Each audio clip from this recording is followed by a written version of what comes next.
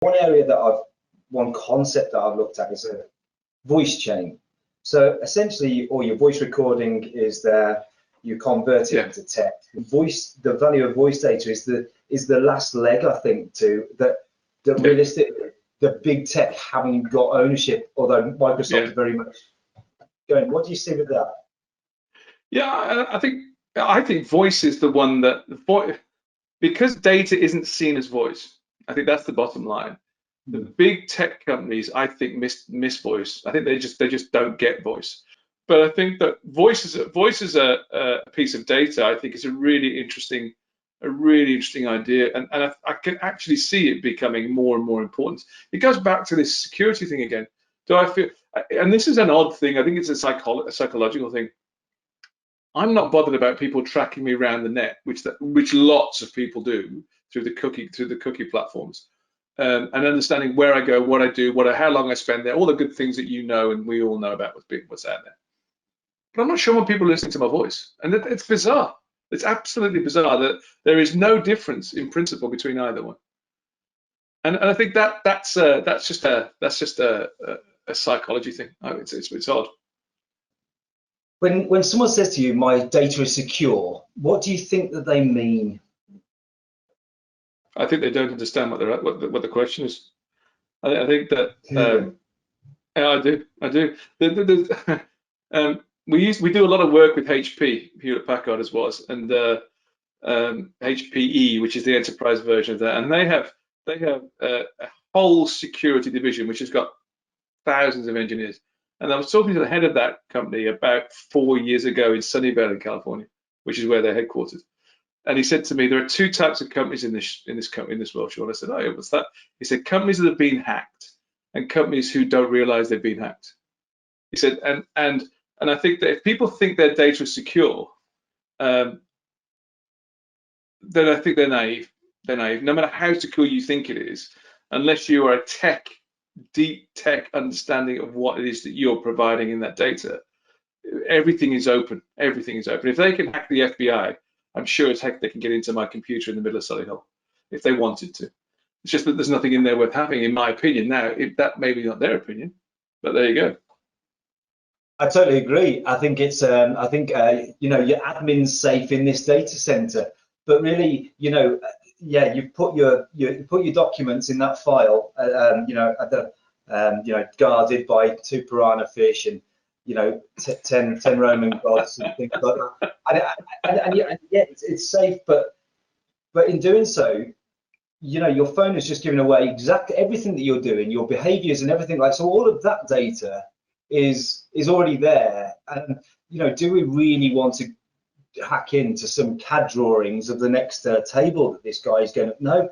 But would be nice to understand what car he's going to be looking at next, and they're the things that, and I think it's a really important point that businesses, individuals really do value the extraction of the data and the value of the data, as opposed to just thinking it's secure. I think as people start to understand the value of it, then I think it will increase. I spoke a long time ago, maybe 8 or 9 years ago, to a couple of guys at Google, sorry, a couple of women at Google, who we were speaking to about something else entirely. And it was interesting sitting down and listening to them talking about what they thought Google's mission was from now on, because the old joke about who answered all these questions before Google, who answered all these questions?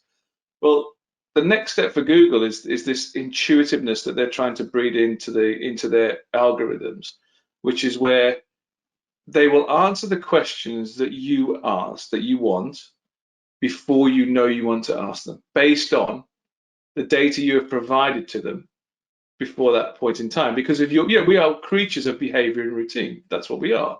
And so, if you, I'll give you an example, which I think you've probably heard me say before, Jim. It's a true example, actually, but it's a different thing. One of my guys, Jeff Blaber, is now our CEO, actually. When he had his second child, was going to go to Mamas and Papas, I think it was, or Mother Care, one of the brands that unfortunately is no longer with us, to go and get something, and looked it up on Chrome, I think it was, in the early days. And Chrome said that the Chrome came back and said, oh, you got that, whatever it was. I think it was a push share, but again, so long ago, I can't remember. But they have it in the one. He lives in Chertsey. They have it in the one in Newbury, I think it was. You can go down there, and then he got a notification saying, because he'd allowed all this before he left, saying, "I'm sorry, that's sold out now." But they now have one in Kingston. So if you want to go to Kingston, it'll take you 2.5 hours to get there, or 2 hours to get there, or 30 minutes to get there, whatever it was. 30 minutes probably for him. It'll take you 30 minutes to get there. And when you get there, make sure you take an umbrella with you because it's raining. Now that feels a bit sinister to me. Now, and what is every bit of that information there is a bit innocuous, except it's recognized you haven't left yet. It's recognized that what you were looking for, and it's giving you advice about what else is all useful, but it didn't feel right to me. And what we've got now, that's 10 years ago, with AI, the ability to be able to interpret your behavior, your understanding, and extrapolate it, and my behavior has extended infinitely more acutely than it was 10 years ago because of the nature of the big data they have on record about us, and also the way they're able to analyze with AI.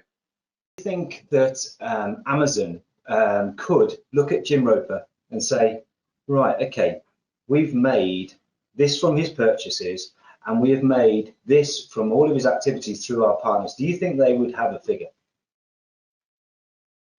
Almost certainly. In fact, if they didn't,